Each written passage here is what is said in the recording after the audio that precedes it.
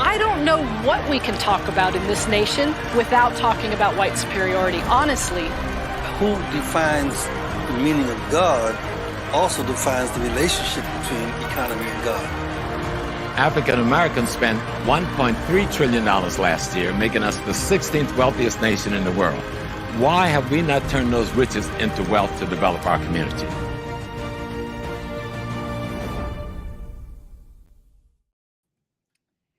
Peace, family. Wow, it's so nice to be back on HAPI Talks. So I'm gonna give you guys a couple minutes to come through. It's it's happy. I always like what I want to say is it's so nice to see you guys, but I don't really actually see you guys. But it's nice to see you guys up in the chat and seeing your names pop up. If you could, family, please, because this is going to be a really, good show. If you could please like and share this video, okay? That's very important for the old algorithm, so we can get more eyes, eyes on these shows. Also, family, we're going to start from the top with everything. Okay. Now, if you are subscribed to our newsletter, and if you're not, this is the perfect time to get subscribed to the newsletter. You just go to HAPIFILM.com, hit the Get Connected button, and let me tell you what that does. When you are getting connected, okay, that means you're getting information before anybody else gets information. If we have any type of little deals, we slide them to you guys first before we open it up to everyone. And it's a really good way for us to be able to just stay in communication with you that doesn't involve social media. So it's really important, family, if you can just go and get, and get set up. You just hit the button, put in your information, your email address, and that's it. So while you're on HAPIFILM.com, we are having a super sale. So I was at an event, I don't know, like a couple of days ago, and I had on one of our vintage HAPI hoodies. Not the one that's on the website now, but this other one that I think we sold for like 2 seconds because we sold out. And somebody was asking me about it. And I was like, we don't even sell this one anymore. And so this is why we're telling you guys, the prices are great. Okay. Go to HAPIFILM.com, pick you up some HAPI gear. Okay. Because later on, when you're like rocking to somewhere, someone's like, where you got that from? He's like, they don't even have it anymore. We're about to get some new stuff in. And so we're liquidating everything. So if I'm telling you, if you want something today, I have on, I'm going to show you which one I have on today. And this is a nice one right here. That's my my HAPI blue t-shirt, blue HAPI on blue. So family, please just go ahead, HAPIFILM.com. You can do everything. You can get connected and you can get you some HAPI gear. Also, family, we are so excited to announce that HAPI is now on Amazon. You can go to Amazon Prime and just, and it's a nominal fee to watch HAPI, or you can rent it, or you can purchase it. But if you go to Amazon, you can just, help us out. Again, it's all about algorithms. It's like if you click, then, that's how we get other people to watch it, and just get access to it. With all the millions and billions of Black people in the world, okay, HAPI is a very important film documentary that needs to be seen.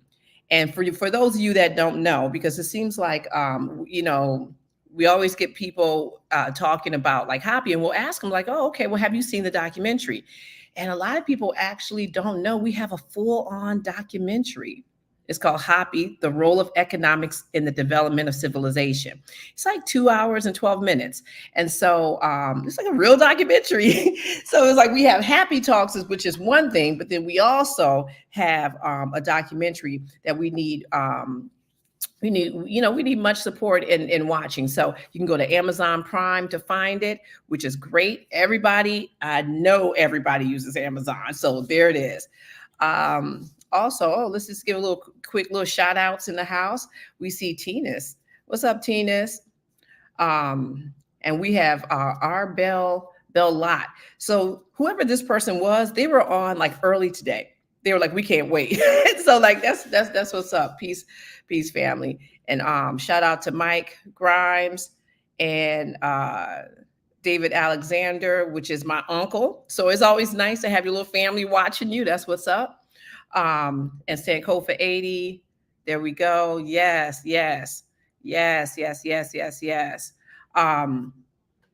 Oh, that's nice. Thank you, Sankofa 180. All right, family. Let me make sure I have all my little business taken care of. All right. So everyone's going to get connected to the HAPI newsletter. Everyone's going to pick them up some HAPI gear. And oh, yes, family, right here. So we are getting close to 40,000 viewers on YouTube. So it's so super important that if you are not actually subscribed to us, that you actually subscribe to the channel, to HAPIFILM, the channel, okay? And when you're on there, make sure you just hit the little button that says get connected. It's like a little bell. And that way, every time we go live, you get if you set up your notifications right, you'll get like a little ding on your phone telling you that we're going live and you can support. So family, please help us get up to 40K. Because we know that you guys, we know a lot of people watch us, so we just need for you to go ahead and subscribe. Okay. All right. Yes. And if you want to show us some happy love right there, the Cash App. And thank you so much, family. Putting on these shows are not, they're not free. And so we appreciate all donations. And, small donations, large donations, it doesn't even matter. We are very appreciative because we understand the value of money. And anytime you decide to spend your money with us, we are very appreciative. And we spend our money on other Black vendors. So family, let's keep the circle going. And you can hit us up on the Cash App. And we also have PayPal as well. And I'll put that right in there for you. There you go. Okay. All right, so we got all our business taken care of. Now, I'm so excited about Miss Bayyinah Bello, okay? And there's a lot of reasons to be excited about Miss Bayyinah Bello. But first, let me just bring her on so that way I don't have to, say it with her behind stage. But without further ado, this is Miss Bayyinah Bello. Nana Bello, how you doing? Wait, oh, you got to unmute. Yes, ma'am. I'm doing fine. Jumbo, Alafia, Loner. Greetings to the entire family across the planet. That's what's up. How you know what? As soon as I saw that, okay, every time, if you guys, you don't even have to believe me. You could just go ahead to our YouTube page and look at all our videos and see how Nana Bello brings it in terms of her fashion and her lipstick. Like every single time she is up on the show, she be bringing it. Like that lipstick is real cute. So, before we get started with the show, because we got some heavy stuff to talk about, I just want to, just say, like, in the midst of what's going on just in the world altogether, right? There's a lot of times where we want to say things to people, we're like, oh, we'll get to it, or we'll see them, or, things like that. And that's not, it's not a good look, because a lot of people are leaving this earth for all types of reasons at all different times. And so I really, I want to give Nana Bello a proper shout out, okay? And just tell you how much you mean about before we get started. So one, when I was looking to do, put the meme together, like with your face and everything, it's like, you got that one picture. I don't know when you took that one picture that's on everybody's flyer. You know which one I'm talking about? You have blue on and the head wrap. That's on every single person. So I was like, I'm going to find a picture of you that doesn't have this little picture on there, because you're just, oh my God, you're so special to me. And so I was looking and I found this picture. Okay. So let me tell you, we had some stuff go down when we were going to go to Kemet a couple years ago. And in the midst of everything going down, okay, we were in counsel with a couple people, and every single time I called Nana Bello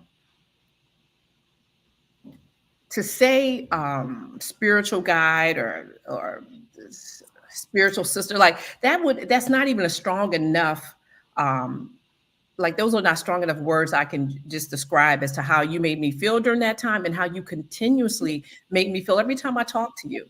You know, your advice is like so 100% on, but it's not just your advice. It's like your whole spirit, your whole vibration, your whole like energy you bring all the time. And I know I'm not special in terms of like how you show up to, you know, for people, you know, because I feel like almost everybody who knows you probably feels the same way. But I really want to just tell you that I appreciate that from someone who does not have as much wisdom as you or experience as you. Like, I really appreciate you like being the true sense of an elder in terms of really trying to make sure that we're okay in life, you know. And so I really appreciate this. I appreciate you. You know, when we asked, and for those that don't know, we were going to have this whole big conference in Egypt, and then that, you know, that didn't happen. And so we still want to have the conference. So we had it in Detroit. And, you know, we asked Nana Bello, I was like, no, you know, I was like, Miss Bello, would you come to Detroit? She's like, yeah. She didn't say, oh, let me think about it, or let me get back to you, or I don't know. She just said yes. And so I so appreciate you for that moment. And I appreciate you for all the times you say yes to us, but I really appreciate you just for your spiritual guidance and your love for me and for everyone. And I know I'm speaking to a bunch of people that's sitting up here saying the same thing in the chat. Like, yes, like we so love you because, you know, you have had a career, you know, of fighting for us. And so I just want to say I appreciate you and I love you. Yeah. Thank you very much. Yeah. And you're such a good inspiration, and you're such a, you set the tone. Like I was thinking about this morning when I emailed you, and I was like, okay, here's the link, blah, blah, blah. Then you sent back like this whole little thing, like, you know, oh, good, you know, well wishes, Jumbo. And I was like, that's what I'm talking about. You were just a stylish, classy, spiritual lady. And I so appreciate you. All right. See, I'm glad I didn't get to do that without crying or anything. I mean, I got a little tear in my left eye, but congratulations. Great. Because you were just, yes. Okay. All right. So, yeah, everybody's, yeah. We got Tika in the house. All right. So 2 weeks ago, Brother Taki had on Azalea Danto and Professor James Small. And they had this 2-hour conversation about Haiti, but really from like a political, you know, like a political point of view. Okay. I know my sister is all political fire. Yes. And so, you know, and it was, and like we initially you were gonna come on, but then you know you went to Africa, you know. Oh, your hair looks good. See, that's what I'm saying. Okay, I'm sorry. Okay, I'm not gonna get sidetracked. All right, so you went.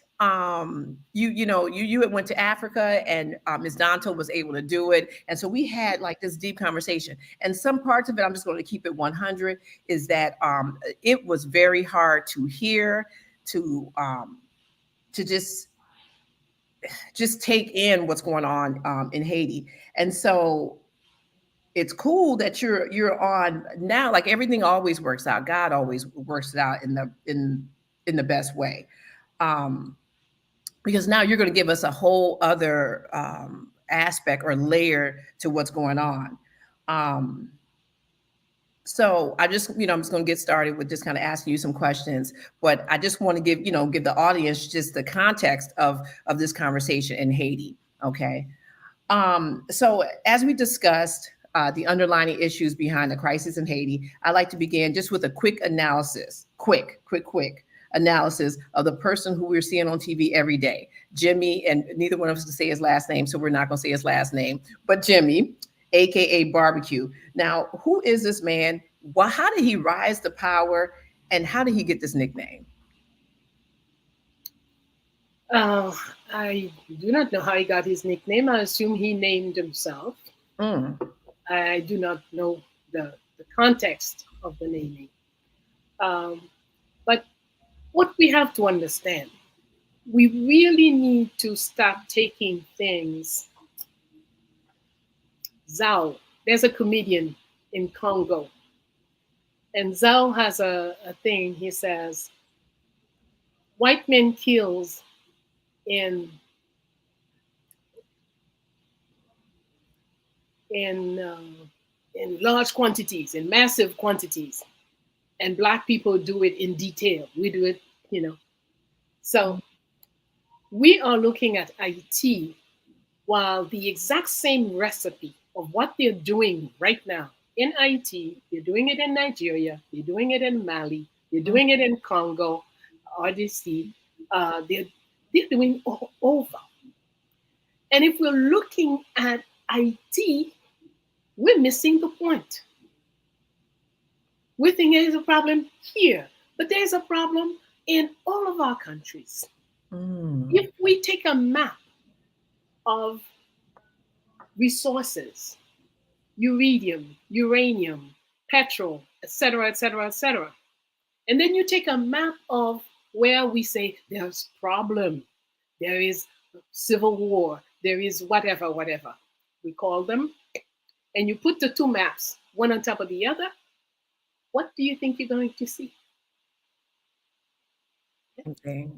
Even if we just do it in IT, if you take a map that says, here the IT has petrol, here IT has uridium, here IT has this, IT has that, and then you say, oh, this area people can go because such and such gang is there. This area people can go because such gang is there. Gang is here, gang is there. You put the two maps, one above the other, you find that they fit perfectly. So we must not look at things with details, looking at one little element, because they're looking at it globally. They're looking at the planet, and they're doing what they always do: steal, rape, slaughter, create havoc, make sure Bayyinah and Felicia has a problem, we fight against each other. We don't even, if somebody asks Bayyinah, when did it start between you and Felicia? I probably can't figure it out. I don't know what happened. You ask Felicia, Felicia does not know. But here we are at each other's throat. So we have to look at the global program. And then we can understand better what's going on in each one of our various countries. But first, we have to realize it's a global recipe being applied everywhere. Every country that is extremely wealthy are labeled poor. Every country that is extremely rich have their people unable to feed themselves. We have to look at how the structure is set up, and in order for us to figure out how to undo it. So we have to look at it globally. Yes, havoc is being created in IT. Yes, there is an international program to steal Haiti's wealth while convincing Haitian it's their own fault. You see, because you have gangs over here and you have thieves over there and you have bad government. Who chose these people for that bad government? So don't tell me I have bad government. You put the government in. So it's your government, as a matter of fact. The only thing I could blame our people for is that they don't have enough Haitian in themselves. So they can say, no, I'm not going to be part of this nonsense. We've not learned to say no. No. So, and it's the same structure. I was listening to our sister from Sierra Leone, the prime minister's wife, I believe the sister is. And she was speaking some very, very ordinary truth, reality in all of our country.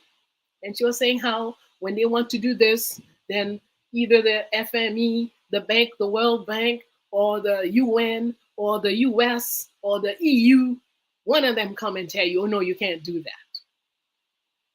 Okay?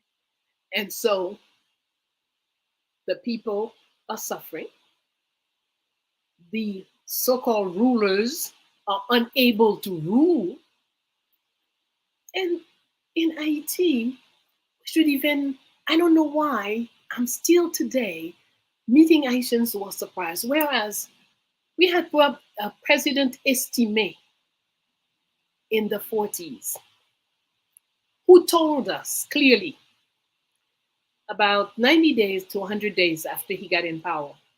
He wrote a letter, he spoke and said, people of Haiti, I beg your forgiveness. Please forgive me.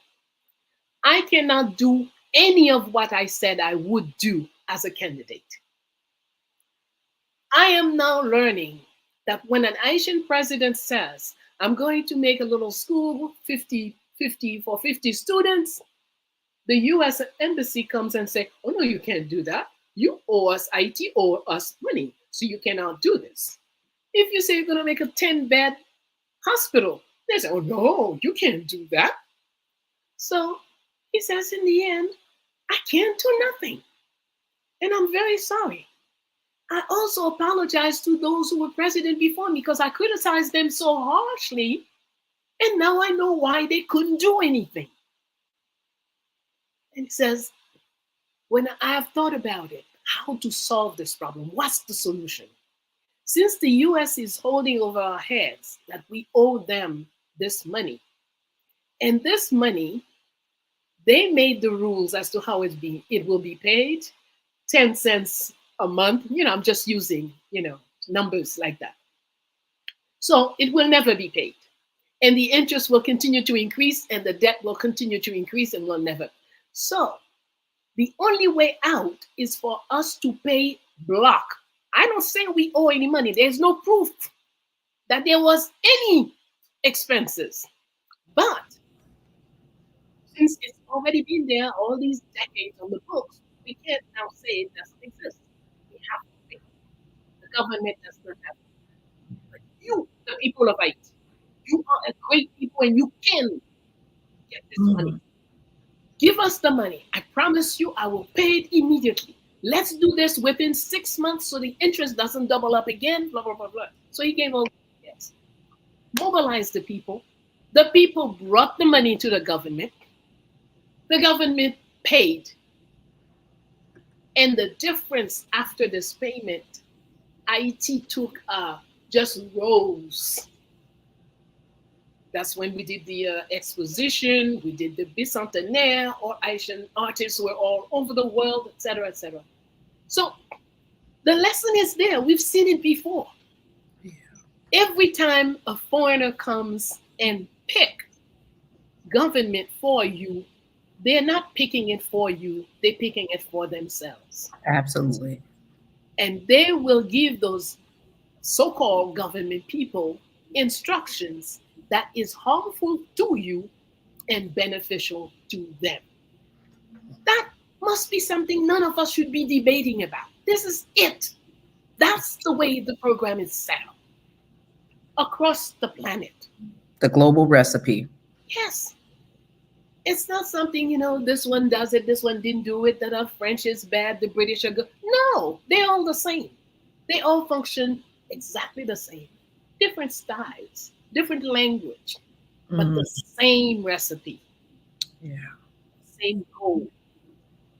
And until we understand that globally, understand that planetarily, and then make our own plan out of it. Absolutely. That's the only way. Yeah. As a matter of fact, I feel very strongly. That's why I love a young man called Kemi Seba. I feel very strongly that when something is going on in Haiti, I'm not that willing to go march or do this and that. But I will march for Congo, for Nigeria, for Sierra Leone, for anywhere else. And all the others should be marching for Haiti. See what I'm saying? We have to look at it in such a way that our response to things is not limited or in a way that people can anticipate. Absolutely. Absolutely. So, that kind of ties into when we're talking about this struggle, this global recipe, where is there a spiritual component to the struggle? And how can we use it, like in the right way? I mean, to fight. Well, first of all, it's not about the spiritual component to the struggle. Life is first spiritual. So Yeah. if you do not practice your spirituality, if you do not align yourself with all your various selves, see, you're looking at this body and you say, this is Bayyinah. But that's not true. It's just the body that I'm using now. You don't know what I look like 200 years ago. And you don't know what I will look like 50 years from now or 100 years from now. But yet I know I will be here. Okay? So we exist on several planes, several levels. But we tend to limit our lives to the physical. And that's the greatest mistake.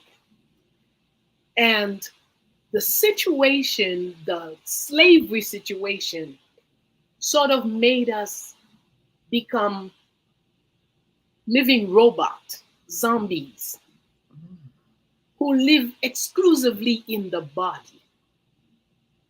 And few of us do get up in the morning, for example, and I greet Bayyinah, all the Bayyinahs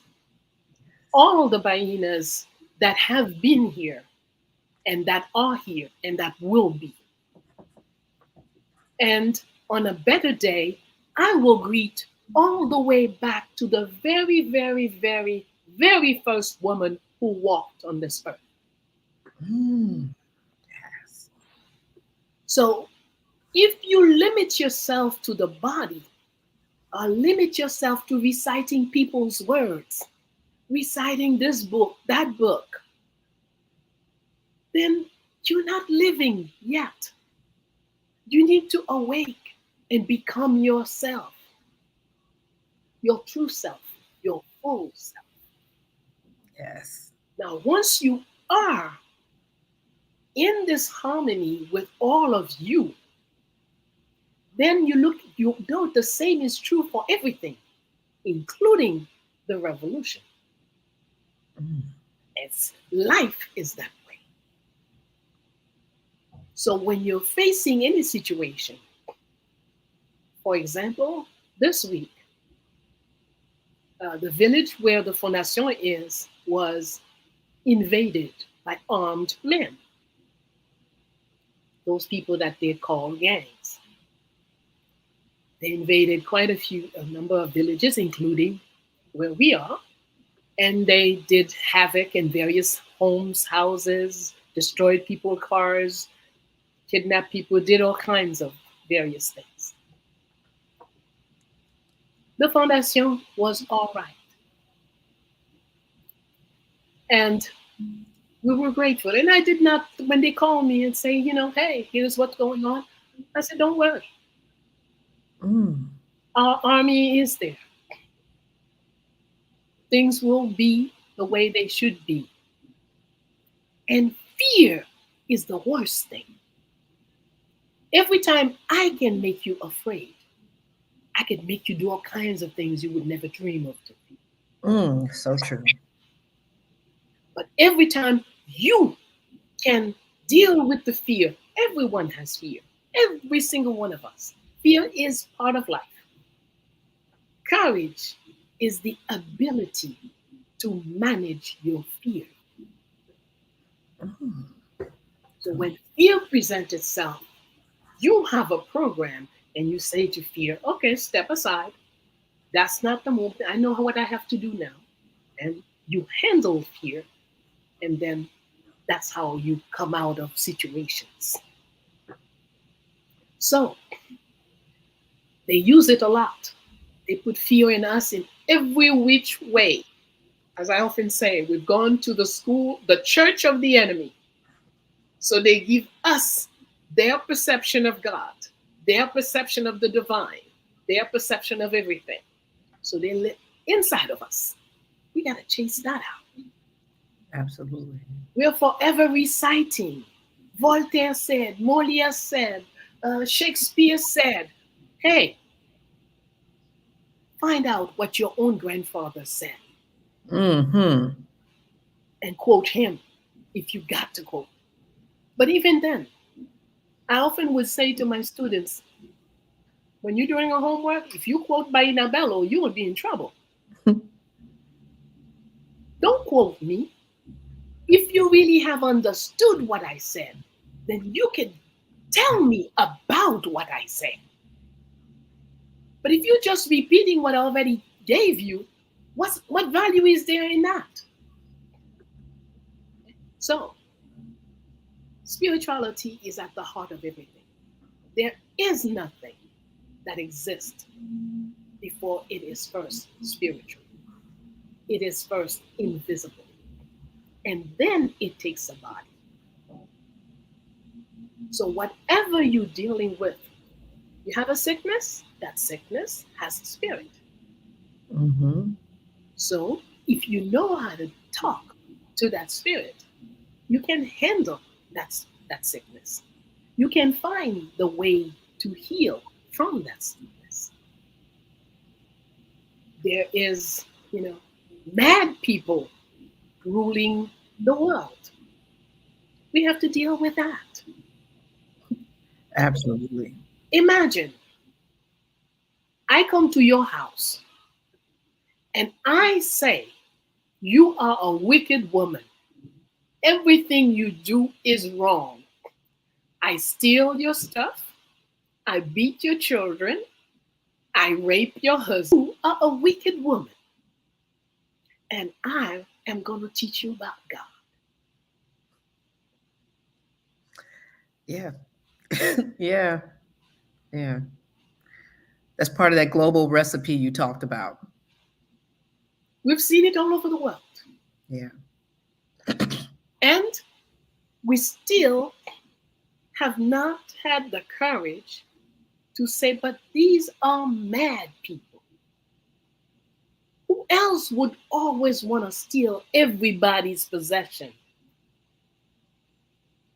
Who else would constantly want to enslave others? Who constantly, they have a book where they say, the book says, thou shalt not judge. And then they go around and say, this one is no good, this one is wicked, this one is, hey. So you don't believe in your own book. Why should I believe in it?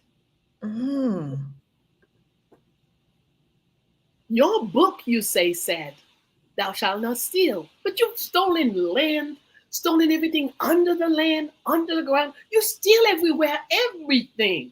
And Under people. the sea, in the ocean, the people. Better yet, they also go and steal your ancestors' bodies. Yes. Yes. Oh, what kind of a people are those? Elijah Muhammad said, white man is the devil. He was clear.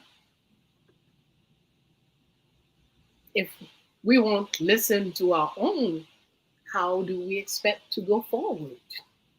So, yes, IT is complicated, but we have to understand IT.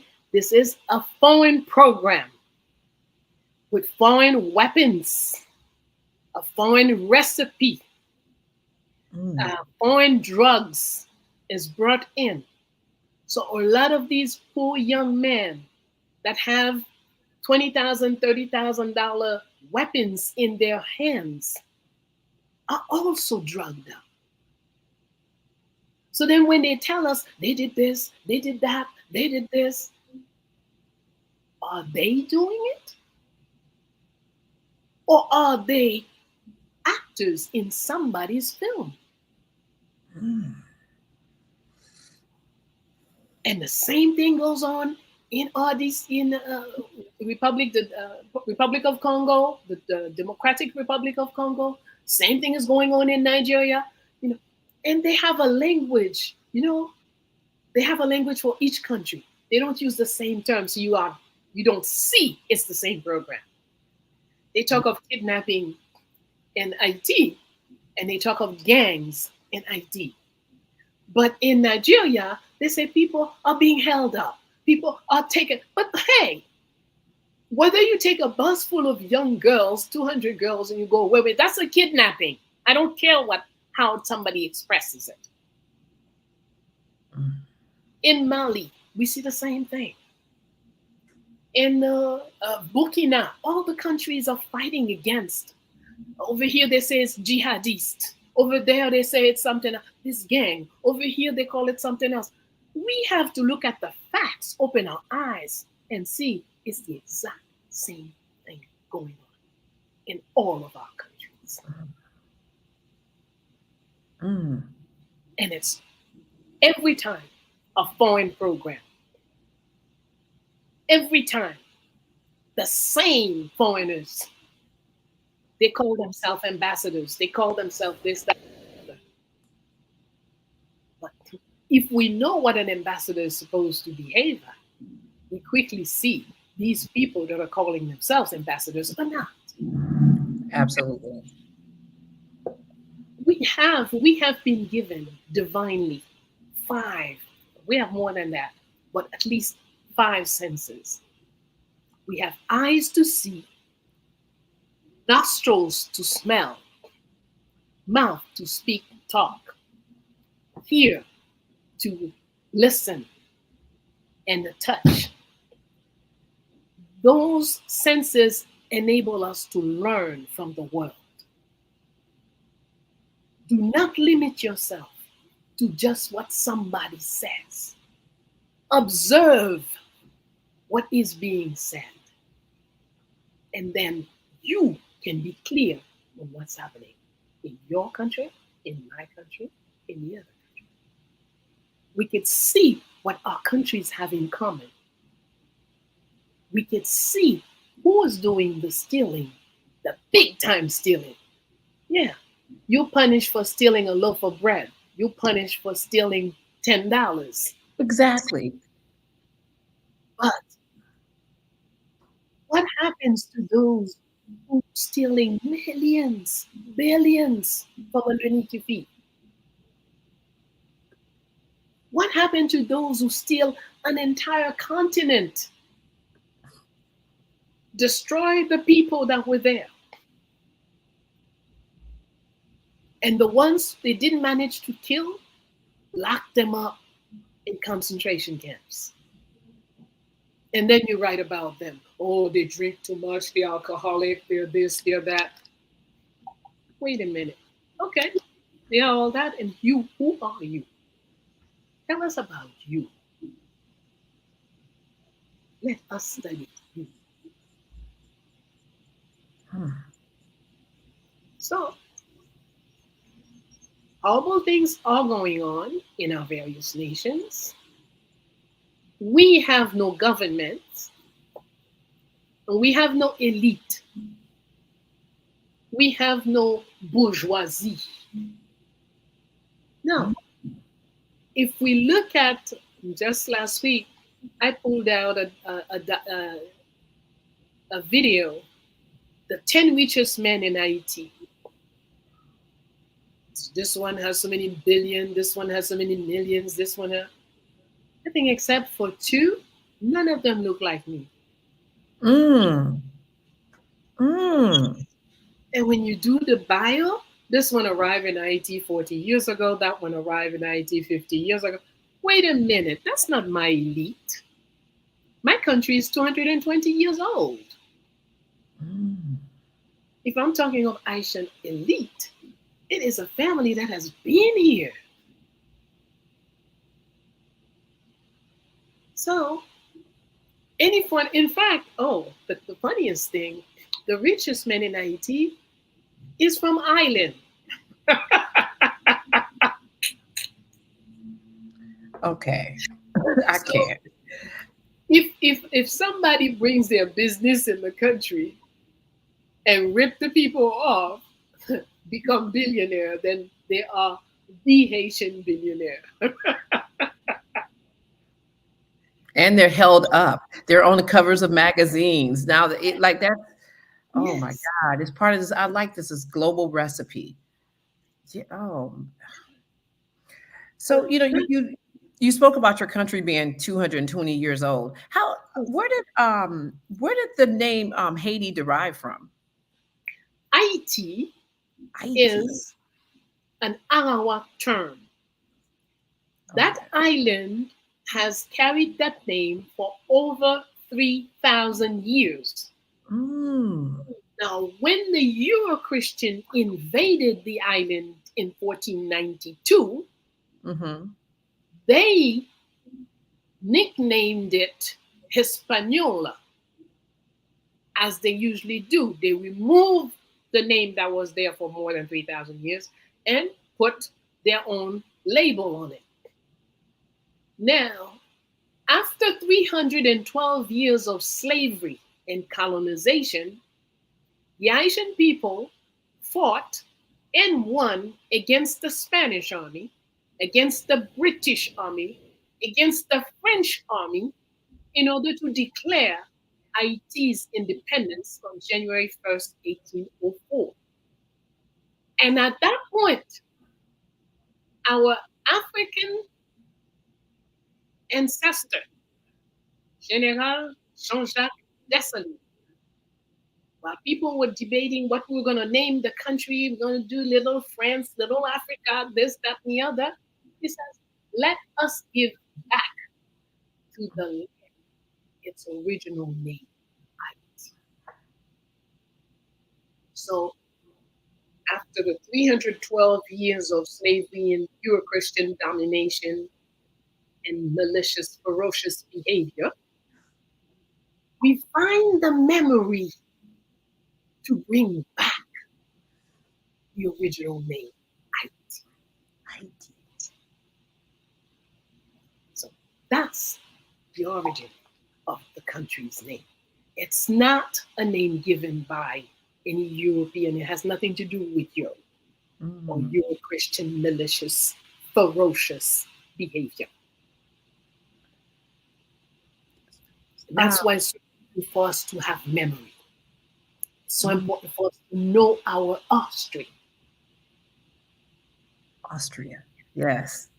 Yes. Yes. Yes. What does the name IT mean? Haiti. I gotta say like Haiti. Haiti. Haiti. Yeah, what does it mean? Okay. We found the word in, as I said, the name is from the Arawak. Dessalines gave it back. But Dessalines also spoke several African languages. And we also find the word IT in various African languages. Oh. Now, for the Arawak, IT means land which forces you to rise to your better self. I like that. The Euro-Christian gave us in books that IT means mountainous land. And one time I was talking to an Arawak woman, and when I said very proudly, IT means mountainous land, the woman laughed so hard, I didn't know where the book would stop. And she said, well, have you ever seen a flat island? No, I've not seen no flat island. I said, well, in that case, all the islands would be called IT because all islands are mountainous. So I like that. So it means land that makes you rise to your better self. yes, ma'am. So okay, all right. Okay, so this name the name it has an incredible meaning, and if most of the people that live there know of this meaning, right? And you think No, about most no, of us are no. taught in all the books they teach our children mountainous land. So they can't even have power from the name because they don't know what the name means. True. We don't know it on one level, the mental level, but somewhere we do know it. Because just like you exist on several levels, you have knowledge on several levels. So you will find that sometimes Haitian that has never gone to school, who doesn't do this, who doesn't, and then this person would have a certain type of reaction to the name, to different things. Listen, not that this man know about, but yes, he does. She does. We do at a certain level. Okay. But on the so-called intellectual level, no. Because we must not forget, the intellectual school in Haiti was created by the church. Haiti, after 56 years of denying Haiti's independence, Vatican demanded that in order to recognize that we are independent, we have to agree. They always have something they want you to sign. You have to sign, as usual. Yeah. Whether you speak the language or not, you still got to sign. In parentheses, in the United States, the US government imposed more than 3,700 agreements with the Native Americans. Do you know how many they respected? How many? 0. What? Yes, ma'am. 0. And it's the same thing all over. And today you can see it even more so with internet and all that. All these companies are always sending you a notice saying, oh yeah, we're changing this, we're changing that. But you made me sign for such and such. And now you change it. I don't have anything to say about it. And I'm responsible for whatever it is that you change it to. Exactly. Every other day, they're changing the contract. And you don't know what it is. Who has time to read the 50 pages of small letters that they send to us? Exactly. But when something happens, you're thinking one thing, but it's like they done changed it, so you get nothing. Exactly. Okay. So it's the same. They're still doing the same thing. Okay? So the Vatican imposed this document that the Haitian government had to sign, and Article 12 said the church has monopoly of public instruction. Okay, so now they control what's been taught in the schools. Exactly. So from this point on, any garbage the church wanted to put in our children's heads, that's what's there. And most of us, so-called intellectual, we function from the garbage that was put there, unless we take the time to stop and think and question.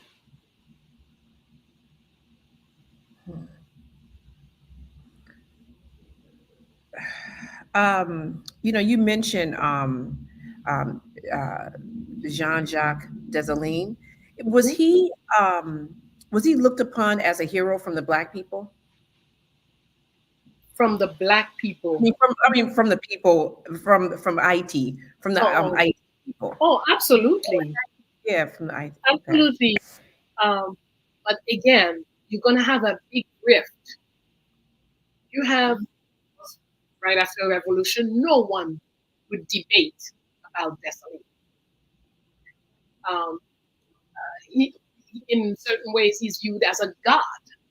Or what he has accomplished was viewed as godly. Yeah. 60 years later, when they started to create the schools, now the school is going to write a different history and it's going to turn Dessalines into a kind of monster. Of course. So then you have those who went to school who have one way of looking at Dessalines, and those who never went to school have a different way of looking at Dessalines. But now Black people across the world, I mean, we should look at him as a hero. As far as I'm concerned, as a god. As a god. All right.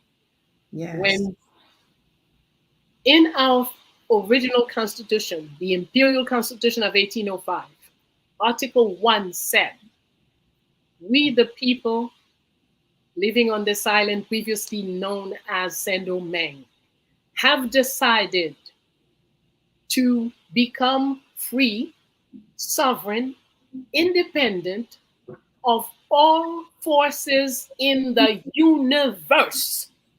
Mm. We don't say to become free, independent from France or from Europe. All forces in the universe. So if someone is going to have that kind of vision, do you think he's just a hero? Exactly. And in many of his comments, he was very much aware that what he's doing here in Haiti is for all of our people across the planet. Mm. He So was was not looking at it as a matter of fact, in the first budget of 1805, the fourth line is money to help others fight their way out of slavery. Mm. So back then he was already tapped into this whole global recipe and wasn't even looking at just his people. Wow, that's deep. As a matter, Yeah. exactly. Okay, but to go back to your question about spirituality. Mm-hmm.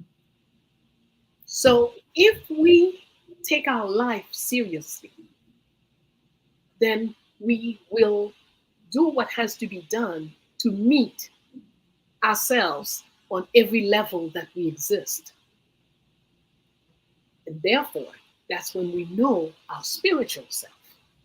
Not talking about religion, not talking about reciting other people's words. Talking about knowing who you are, in-depth knowledge of who you are. And once you know who you are, then you will be clear on what is your mission on this planet. Then you will be clear as to your forces, your powers, your puissance. Mm. Without the knowledge, in-depth knowledge of who you are, we are like cockroaches. Mm. In fact, you are a lion, but because things are all confused in your head, you think you're a cockroach. So though you are a lion, you have the body of the lion, the strength of the lion, and when you see the chicken, you run. Your cockroach behavior. Mm. That's where we act. Cockroach behavior. Mm. But once you are in touch with your spirituality, Mm-hmm. then you will be in touch with your forces. When you look at anything, you can see who they are. You already know who you are. So when you look at what's across from you, you can recognize what it is from a spiritual standpoint. And you can decide whether you will use your force, your power, or your puissance to deal with it. So how do we do this on a collective, like on a collective level, with what's going on right now, there, like how do we tap into this? You know what I'm saying? Like, how do we do it, but in a collective manner? Everything starts with one. There is no collective without the one. Mm. So when the one comes with the message, the one comes with the method, the one comes with the theory, whatever is necessary. Okay, let's take something very simple. 2 years ago in Detroit, Sister Susan Tata Yes. about 12:12. Mm-hmm. How many of us today are still practicing 12? I do. Yeah. Because So, she put that in your mind, you know. but we need to do more than that. We say, how about the collective? Well, here is one recipe that is given to us.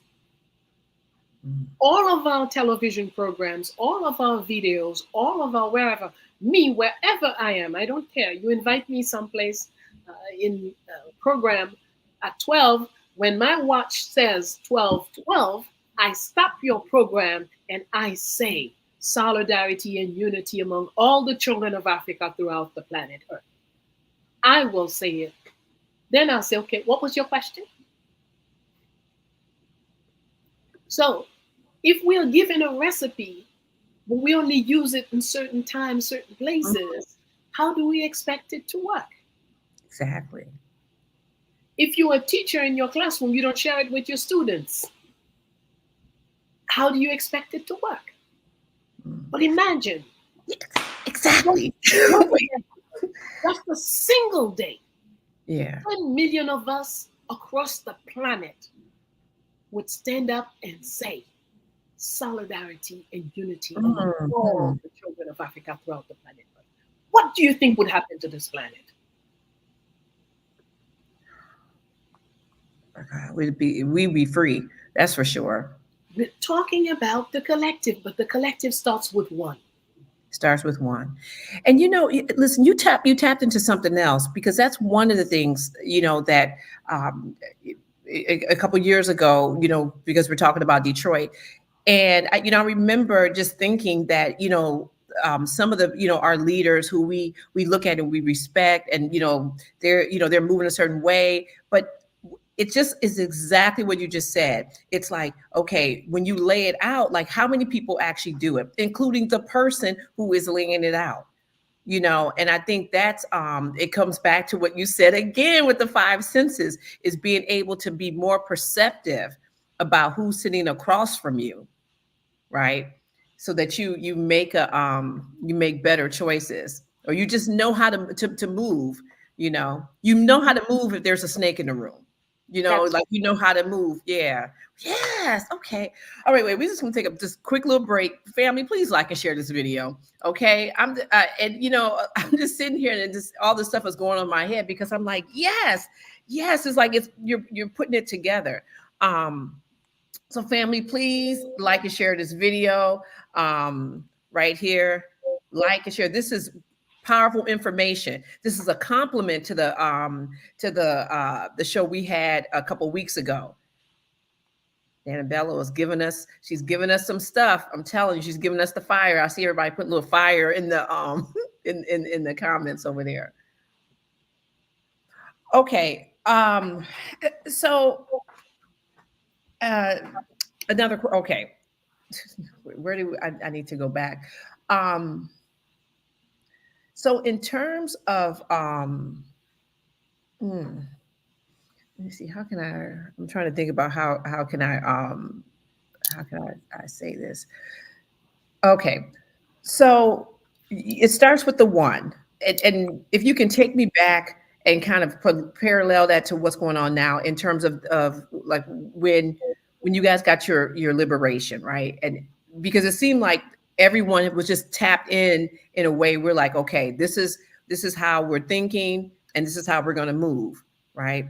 So what are like barriers or blocks that are that now, because, okay, I know I'm so sorry, family, I'm not making any sense. Let me get a little clearer.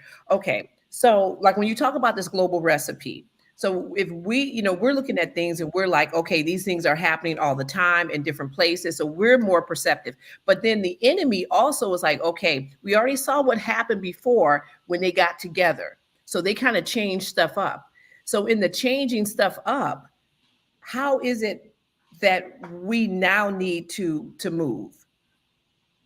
You know what the question I'm asking, like how, you know. Okay. Number one, we have to face up. That's step one.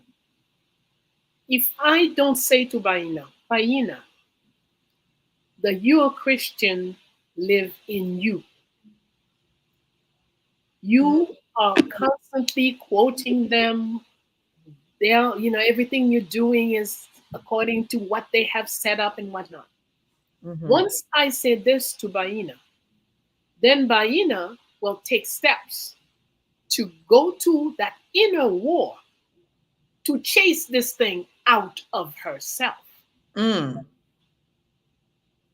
She has to cleanse herself. She has to remove all enemy traces in her mind, in her thoughts. Even when she is using a foreign language, she must transform that language, shape that language. She must use it like an iron guide. Use the fire, use the water to reshape that and make it useful to her. And make it defend her interests. Now, once Bayyinah does this for Bayyinah, Bayyinah is duty bound to transmit to those around her, to the family. Duty bound, yes, yes. Which is why Fondation Felicitee created a workshop called Learn to Know Yourself. It's a 30-hour workshop to cleanse yourself from all the enemy stuff in you and regain your true self. Now, once you begin that process, it's a long time process. You're not gonna complete it in 30 hours. Okay. But I'll give you the tools. Okay. But your practice, your daily practice, is going to take you each day further. Now, once you start to do this, I may be having a conversation with you and you say something and I'm angry. And I ask myself, well, why are you angry? Well, what the sister says, let's look at it. What the sister said is correct. She didn't say anything that wasn't correct. Why are you angry? But we have this conditioning to be angry and annoyed for the slightest little thing someone who looks like us say. When the enemies speak, just about everything they say is fine. Exactly. Yes. But the slightest thing. So hypercritical. Okay. So I have to work on that. And I have to deal with that. Sometimes I have to close my ears. You say something to me, Bayyinah, why she keeps her kinky hair? Why don't you put some perm, girl? You'd be so much prettier. When somebody says that, I used to get furious. And I just say it, I smile and walk away. So those are the things that you have to work on yourself. And as you work on yourself, others around you work on themselves. I can't change you, but I can give you tools that if you use them, you can change Felicia to the Felicia you want.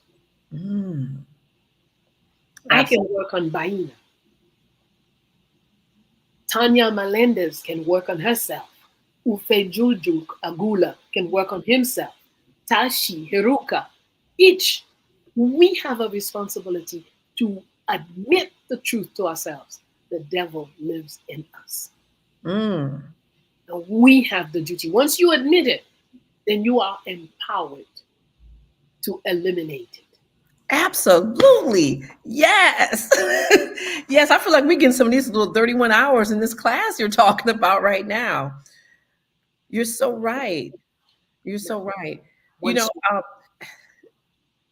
you do this job, then you start to spread the information around. Today, I was so proud of some of the volunteers at the Fondation. in spite of everything that went down, everybody left the village. Village is empty. And some of the volunteers decided they're not going to let it be that way. Even though the streets are horrible, gun people all over, they made a more than 1 hour trip to the Fondation and go enter the Fondation, feed the animals, take care of the turtle, take care of the chicken, handle things, and then made a video, a live, to show me, hey, look who we are. You know, I said, yeah, these are my children. Like fearless children. While everybody is hiding, they went in. Everybody. That's what it is when you start to work on yourself. You can do things other people don't dare to think. You have the courage. That's right. You have the courage to face fear. Yeah, I wrote that down. This is a perfect time to actually talk about your foundation. I'm gonna get the information up, family. Please make sure you guys go right here. Okay, right there. Okay, so can you talk a little bit about your foundation? Fondation Marie-Claire Félicité Bonheur des Salines, which has the nickname Fondation Félicitee, is in Haiti, and our mission is to research. We've been in existence since 1999, and our mission is to do research in history, in tradition, so we can identify the type of information that is necessary for our people to heal and free ourselves. So for us, it's not history is history. You gotta, if they say this, then you repeat that. No. You have to look at what is necessary for the next generation to know so they can grow, so they can shine, so they can be free. So that's the kind of work that we do.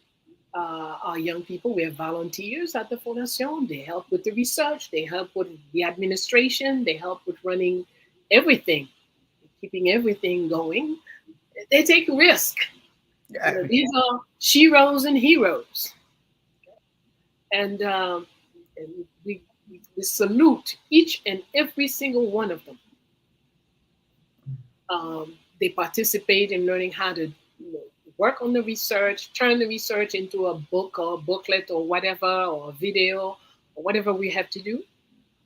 There are many, in the course of doing this work, we become aware that, for example, in Haiti, a so-called free country, if you take the calendar of Haiti, if there are 15, 16 holidays during the year, 14 of them are church holidays. Wow. And the Constitution says this is not a religious country. This is what's the term? Anyway, non-religious country. But yet, all the holidays practically are church holidays. And many important historical dates are not celebrated, are not a holiday.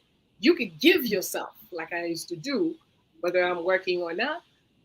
On such and such a day, Dessalines' birthday, the Queen's birthday, you're not gonna see me at no work. But most people have not given themselves that kind of freedom yet. So when we put those dates out, we create a calendar, we celebrate. Now, as the Fondation became more established, then we were able to celebrate. For example, we celebrated Dessalines' birthday.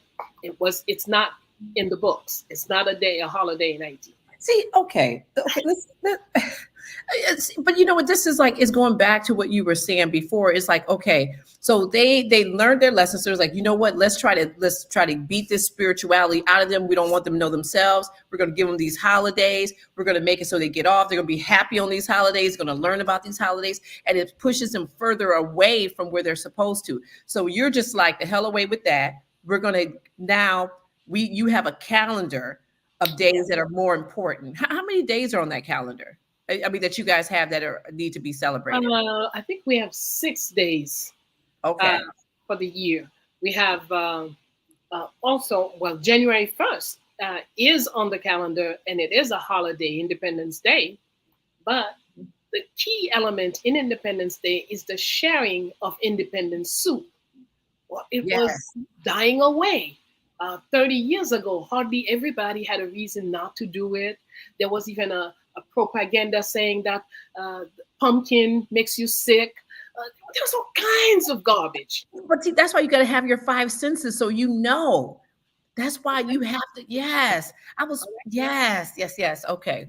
So we started invading all television and radios and talk about, for January 1st, everybody, we have to put money together. We have to big drums of soup we have to put, and everybody has to share the soup and blah, blah, blah. So anyway, after 20 years, now the UN has declared independence soup, world patrimonials, whatever.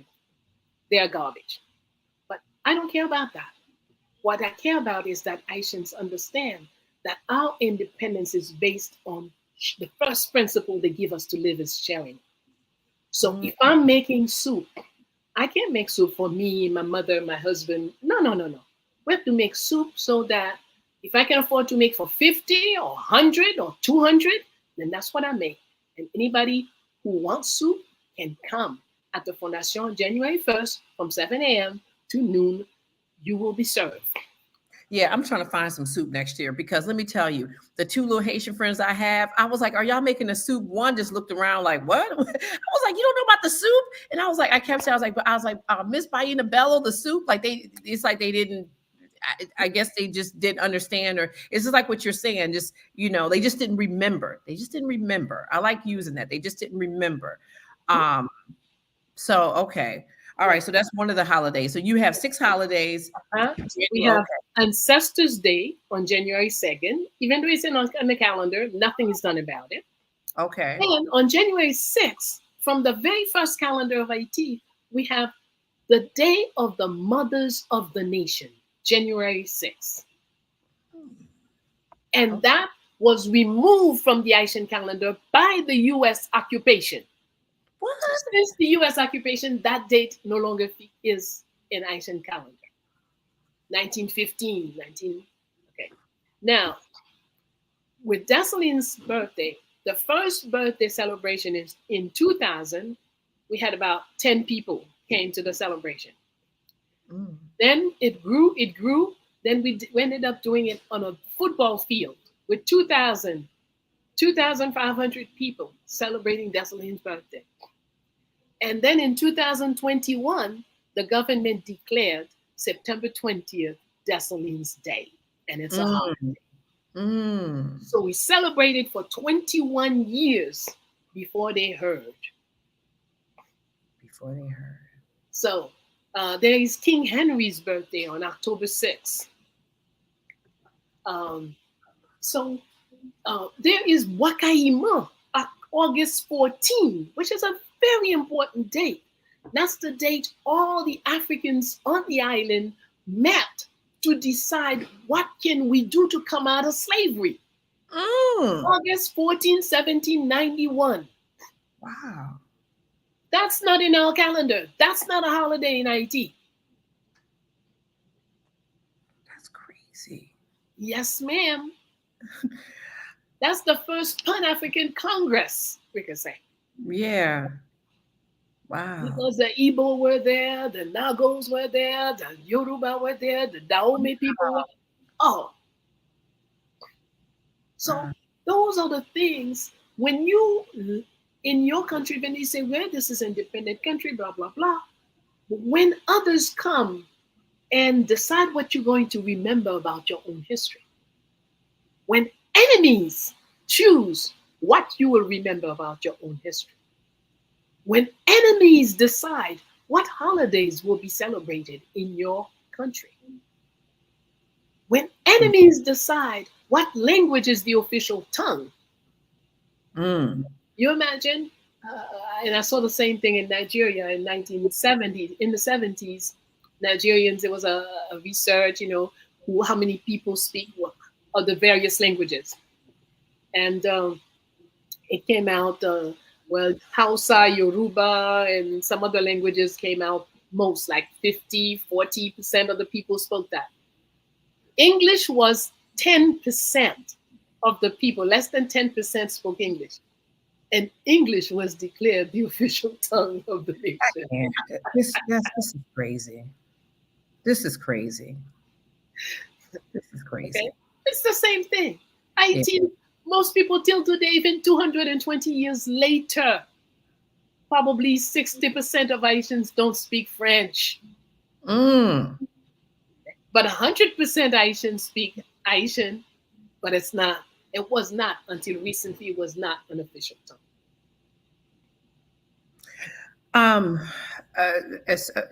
So family, make sure, I'm going to put this in the chat as well. This is how you donate to Nana Bello. This is how she's able to keep these volunteers working and making it happen right here. This is a direct opportunity. Like sometimes people are like, I don't know what I can do. I can't go there. But this right here, this is, somebody, this is a legit foundation.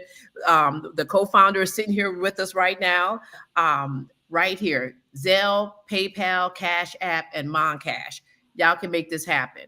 Okay. I want to go back to something you said. I wanted to just kind of talk a little bit about Jean-Jacques Dessalines' aunt. Yes. The woman from Dahomey. Yes. Who was a general, an Agbaraya, in the army, the Dahomeyan female army, because since the so-called first century of these people, Dahomey had two armies, a female army and a male army. Women and men don't fight together. They don't fight side by side. The female army has their territory, the male army has their area. So generally the border is handled by the male army. So when you win over the male army and you enter the nation and you think that's over, then you're going to meet the real stuff. That's what's up. That's how it happens. So then you're going to deal. The male army makes prisoners. The female army doesn't. We fight to the death. That's it. Damn, really? Yes. So how did because you mentioned the Dahomey warriors. How did their fighting style influence the Haitian Revolution? In many, many ways. Some of them were, first of all, we're talking about Dessalines' aunt, who trained Dessalines how to fight. From a very young age. In the female army in Dahomey, you had to come into the army before you were 10. Tantoya in Haiti trained Dessalines from the time he was 4 and 5. She started training him spiritually, on history, and on military. Teach him how to read the sky so you can go at night. You know exactly where you're going. You know where is north, where is south, and you know how to direct yourself. When you're heading towards the sea or heading towards the river or the mountain, all of that knowledge is right up there above our head. If we were educated, we would know that. So Toya, she trained him. That's he's her best student of all the people that she trained. And so Dessalines, that's why he was so, in fact, even Toussaint, they used to say that Toussaint rode a horse like a woman. But what they didn't know is who taught Toussaint how to ride the horse. Wow. Okay? So Wow. these men had skills that most men couldn't have, because the women fighting techniques are very particular. And so when you have been trained by a female warrior, you have techniques and tactics that regular male army doesn't have. Mm. Mm. You know what? I feel like I'm just sitting at your house listening to you right now. I'm sorry. I forget. I keep forget I'm on the show here. Family, make sure you like and sharing this video. Wow, this is so interesting. So the women just that's you know what? It's so interesting that the women would fight to death, being being women who bring life into the world, that they would fight to death versus the men would just get prisoners. Like I wonder, like, do you have any thoughts about like why that is? But first of all, you have to question your own perception of women. Mm. So, I okay? like that. So your own perception of women, you put women in a certain way. But actually, throughout history, women have always been the one who don't play with fight. You either fighting or you're not. And if you're fighting to the death. I'm not going to arrest you and have to feed you and have to do this, that, and then take care, give you fine water and this and that for you. No. Okay? In fact, Tontoya had a practice. She said that a good warrior sees the end of the battle 20 minutes or so before it ends. So she does not like to waste energy. Once she sees that she has won the battle, she lifts her gun on her horse, get down the horse, walk towards the leader of the enemy camp, grab him from his horse, open his chest, take the heart out and put it in her pocket. And she says to the rest of them, I need the horses and the weapons. Leave them there. I give you your life. Go. I know that's right. Wow.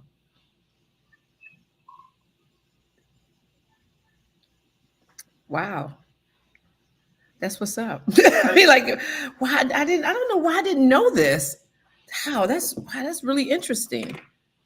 Now, if we for a minute look at another woman, a female, not a warrior, Queen Poku of Ivory Coast.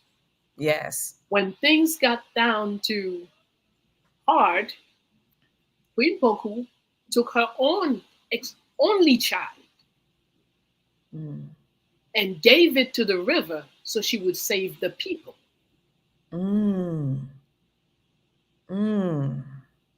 The Baoulé people wouldn't exist today if it wasn't for Queen Poku having the courage to give her child. Wow. And here we're talking not just people who just thinking, it's not a mind thing. We're talking about highly spiritual people. Yeah. Who function with their spirituality on a day-to-day basis. Yeah. Yeah. So if you don't make your spirituality part of your daily life, and you're going to call on it when somebody is pointing a gun at you, well, you ain't going to find nothing. Absolutely. You have to have a practice. It has to be there. When you wake up in the morning, what's your first thought? When you're going to sleep at night, what's the last thing you do? What's your relationship with your breath?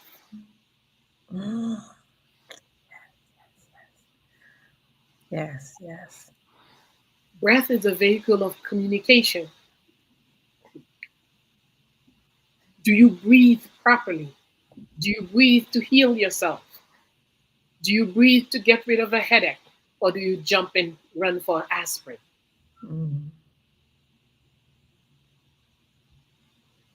when you need some tea, you go to the soursop tree, so you can sleep tonight. So you go to the soursop. Do you just grab leaves and go make a tea, or do you wake the tree up and say, "Excuse me, I'm sorry to disrupt you, but I need 4 leaves for my tea, so I need some of your life in order to maintain the life that I've been entrusted to.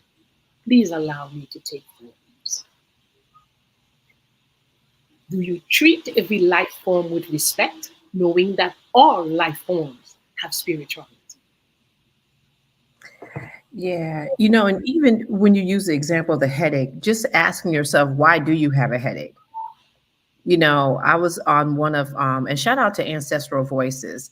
I was on your you were speaking on that webinar, Mhm. and I remember you saying that, and I'm working with someone now, and that's one of the things that Reverend Nafisa always, she's talking about. It's like once you really start getting tapped in, you're not just kind of floating in life. You're asking yourself, why is stuff happening, and waiting for the answer, because everything is specifically is happening for a reason, you know. Absolutely. Yeah. Absolutely. Mm, Yep. the br- Sister Verona is doing a great job with Ancestral Voices. yes, yes, yes, yes. Brother I Dad. was Yeah, I was at an event with Dr. Sebi's wife last night. And Mhm. before she even started, she made everybody, we did about 15 minutes of breathing. She was like, yep. She was like, we got to get this little energy right in this room. So, yeah, wow. Absolutely. I don't do anything, I don't care if it's a class, it's called a conference, it's called a whatever. Yeah, Gotta take the time to breathe. We've that's got the to thing. be conscious of our breathing. I don't know if it's just because like, I'm going through a transformation where I feel like it's like all this learning is just out here for us. And it seems like it seems like the tide, everyone is talking about this, like, so it's not like, you're just not hearing it from one place. Everywhere I turn, it's an elder woman, except I want to add in Dr. Oba Tashaka. I'm going to add him into the mix. But you guys are all like have this same type of language in a different way, but it's all saying the same thing, and then you're actually living examples of it as well, which, wow, wow, that's dope. Okay, I think this is actually my last question. Um, so, how much influence does Benin have, or had, or has, I'm sorry, on Haiti? Haiti, I can't say it right. Uh, Benin, I don't know, but Dahomey, I Hmm. could say, is important. Okay. The syntax of our language, of the Haitian language, is Fongbe. So the syntax, the whole structure of how we speak is Fongbe. So that's Dahomey. Okay? Um, in the Haitian language, there's about 30% of the vocabulary is various African languages, and several African languages. Mm. So then, in the way we in food preparation, in healing, in so many different ways, you're going to find the African presence. Now, we would need to do more research to identify more specific, uh, um, if what is Dahomey, what is from Dahomey, what is from Yoruba, what is from Igbo, what is from Congo, because we have all of these that are dominant in our, and also in the spiritual realm in Voodoo. We have like the couple weeks ago, La Souvenance just had their yearly 1 week celebration. And during that celebration, there are at least 2 days, 2 full days, all the songs, all the incantations, everything. Haitians have no clue what we're saying. We say them.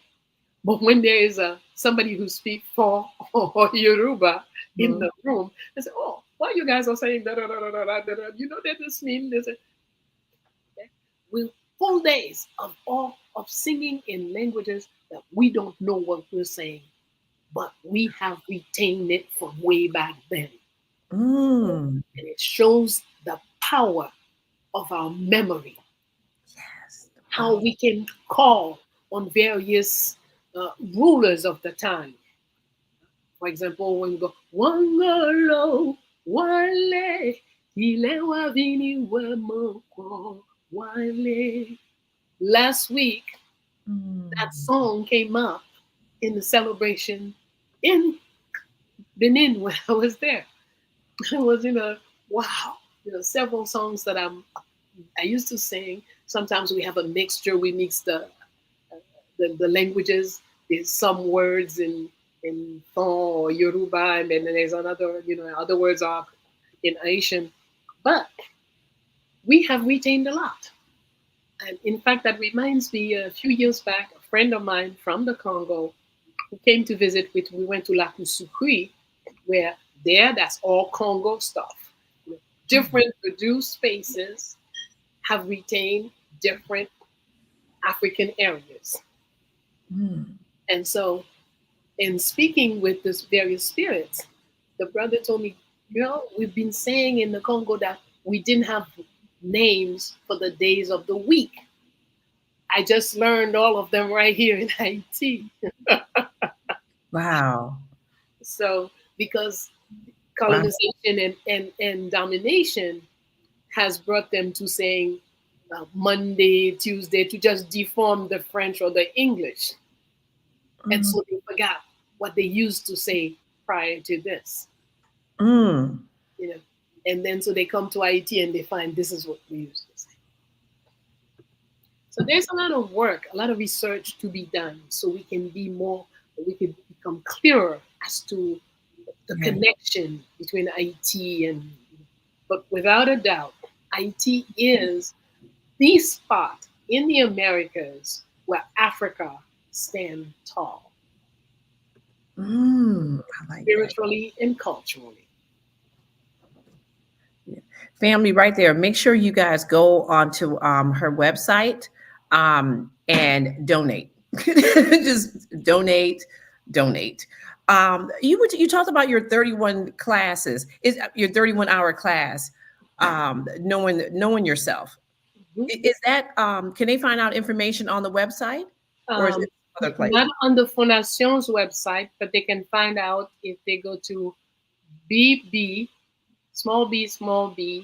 at bayyinahbello.com. If they go to that website, they'll find information on it. Oh, okay. I'm gonna try to find that website. And you know what, family? I wanted to show. I'm gonna put that up. I'm gonna get that in, and actually, I'll make sure that I upload it to YouTube so you guys can see it. But if you go to YouTube now, if you hit like the section when it talks about the description of, like what we're doing, you can scroll down and this information, all her website information is already on there. So I'm going to add on the one that she just named. I'm going to add that into the description box so that you can find her and get this class. Because that sounds wonderful. Family, I wanted to show you, when I was thinking about, I'm always happy when Nana Bello comes on. I just really want to just sit here and just listen to her, but then that wouldn't be kind of like a show.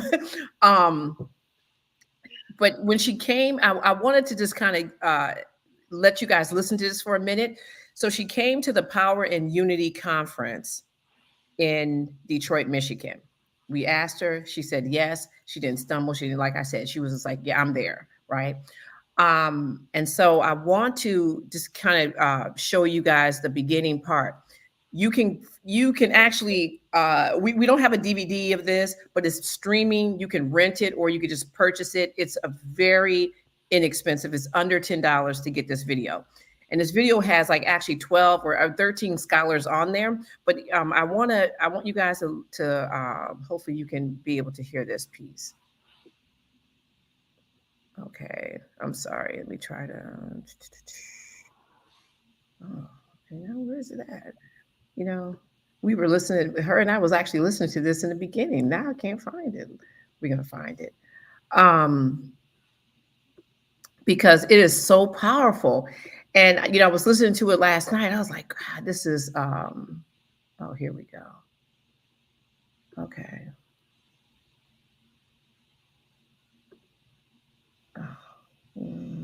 Okay. All right. Okay, now let me see if I can. So sorry, family. Okay. All right.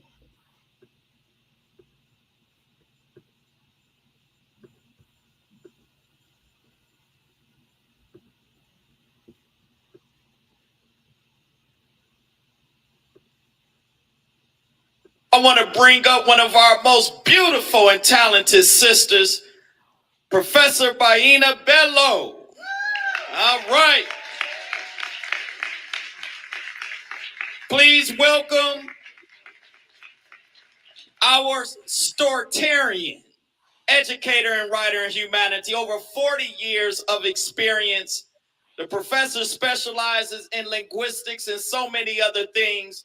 I'm not going to belabor her resume because all of you all have a booklet, and this symbol has humbly graced her presence upon us. But most importantly, what I do want to acknowledge, that she is a mother of 4, a grandmother of 10, and a great-grandmother of 4 divine great-grandchildren, and 2 powerful girls and 2 marvelous boys. Please give her a round of applause and a black hand. Thank you so much, Professor Bello.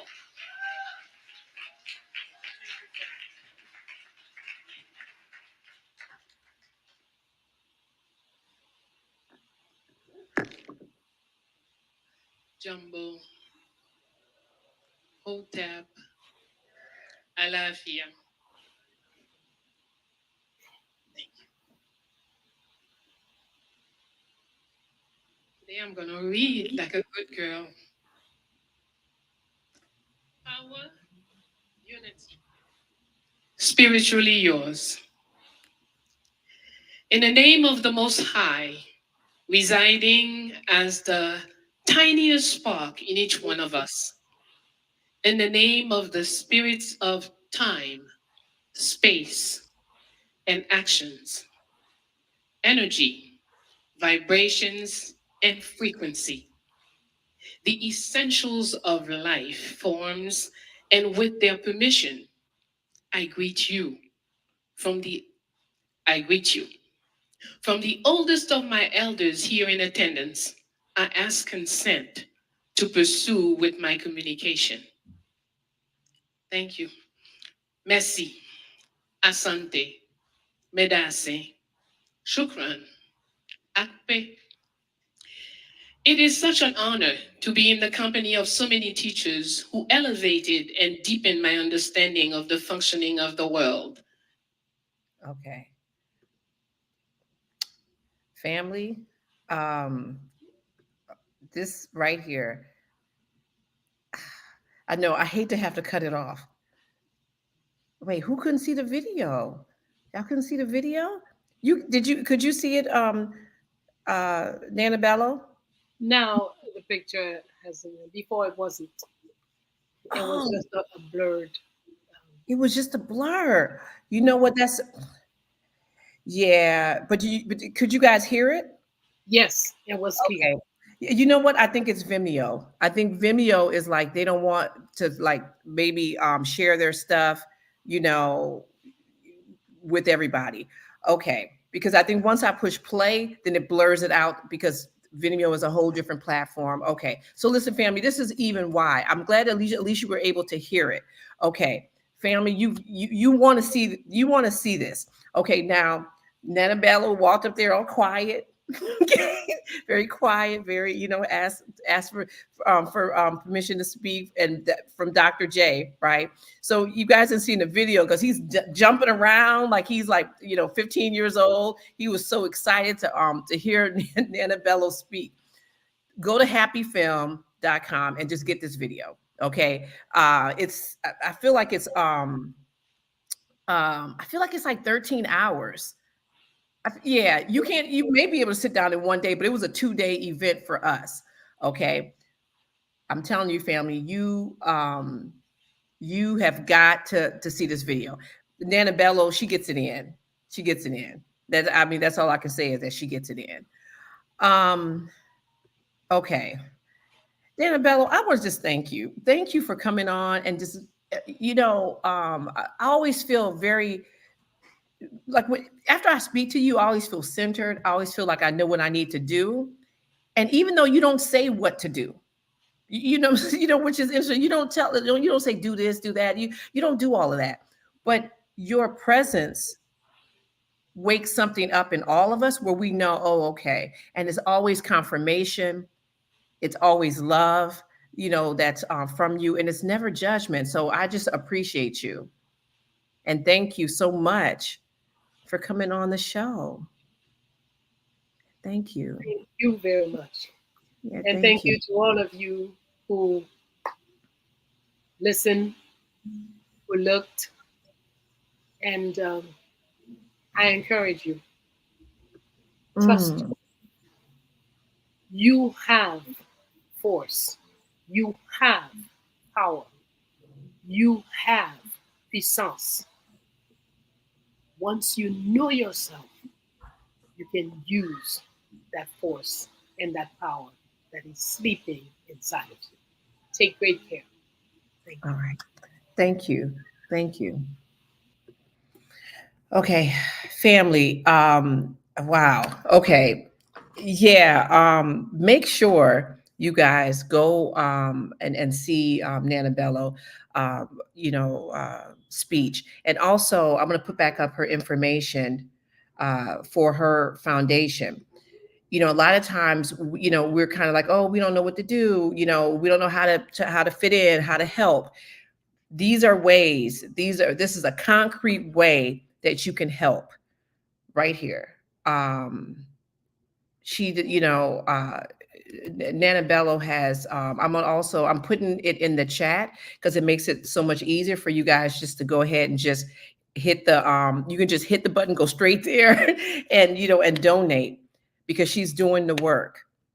She is doing the work. You can't unsee or unhear what you've heard tonight from her in terms of how we need to how we need to move, and it starts with ourselves. This is such a beautiful dialogue. Thank you, Jean Smith. Beautiful, informative, empowering dialogue. Absolutely, absolutely. But it can't stop here. So HAPI Talks is about sitting down and we start conversations and we give information, but it's really up to all of you guys to carry on the information, and we just think about how whole countries, whole people are trying to stop us they're trying to stop us from receiving information, and we're giving it away. And you just have to listen so that you can remember. And it must be super important. It must be powerful, because at what lengths are other people doing to stop us from getting it? So family, listen, right here. Yes. Thank you, Phil Brown. Thank you. Right here. Make sure you please donate. And I mean, if you have something left over, you can always show us some HAPI cash, HAPI love. But family, please, we've got to, just like Jean-Jacques Dessalines said, it's not just about us. We're going to take care of some people. No, we have to take care of all people, because we're all in this. This is the whole we're all part of this global recipe. And we are the only ones that can actually change this. We are the only ones. In the words of Infudishi Jehuti Miss, we are the ones that we've been waiting on. So family, please, please, please donate to this foundation. Please, family. Okay, just some quick announcements for next week. So next week, we're going to be announcing something special. But then also we have Kaba Kamene coming on to sit down and have a conversation with us. So please, family, make sure you tune in. Make sure you are liking and sharing this video. I'm seeing that we have a lot of eyes on the video, but we don't have that many likes. And I know y'all was liking it. Okay, because I'm feeling y'all, because I can feel you in the chat. So please, family, make sure you like and share this video. This is important. We all got to understand. We all have to wake up, and we can't, like Nana Bello said, we cannot, talk about this collective piece until we talk about the piece within ourselves, and knowing all of ourselves, all the Felicias, the Felicia from 200 years ago and the Felicia from 50 years ago. Like, yes. Getting a spiritual practice, I've learned so much. Family, yes, please make sure you like and share this video and share it, because I know you guys are feeling it. So we need to, share it with everyone. I think that's it. Make sure you go to HAPIFILM.com and get connected. You can go to our homepage. You just hit the little button, says get connected, leave us your email address, and so you get all of our email listings. And we don't actually email you guys like 1,000 times in a day. That's not how we get down. So please, family, make sure you're just part of it, so that if we ever need to get a hold of everyone and not on social media, we got another source to get, to stay connected. And then also, like I said, we have the Supercell on, thank you, Tashi. Thank you for, these are my go-to earrings. I love these earrings. It's Africa wrapped in silver, my little cowrie shell. I love these. So thank you. Tashi was also a person who traveled with us this time to Kemet.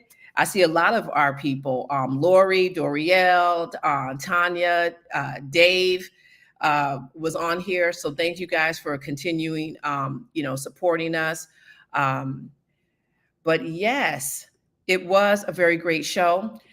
And that's it, family. So right there, one more time, please, family, please, we want to donate. We want to be about our word. We are all learning about ourselves, and we want to help other people teach other people. Okay, right there. Okay, family, I believe that is it. All right.